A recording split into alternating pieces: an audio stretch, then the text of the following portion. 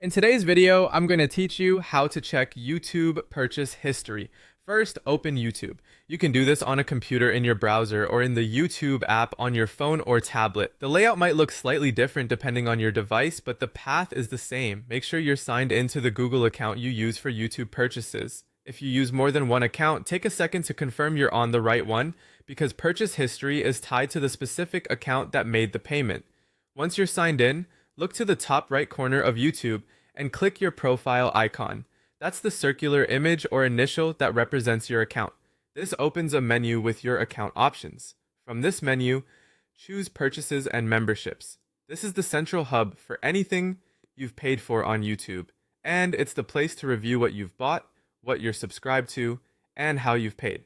On the Purchases and Memberships page, you'll see a clear breakdown of several areas. Subscription history shows ongoing and past subscriptions, such as YouTube Premium, YouTube Music, or channel memberships. This is helpful if you want to confirm whether something is active, when it renews, or when it ended. Next, you'll see purchased content.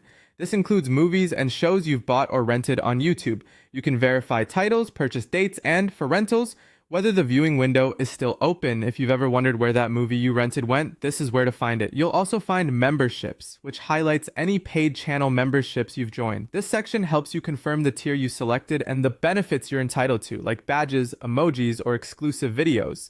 If you support more than one channel, they'll be listed here, making it easy to keep track. Finally, check payment details. This section summarizes how you've paid for your purchases and subscriptions. You'll typically see the payment method used and billing information related to your recent activity. It's a quick way to confirm which card is on file without exposing full numbers. A few quick tips as you review. If something seems missing, double check that you're signed into the correct account.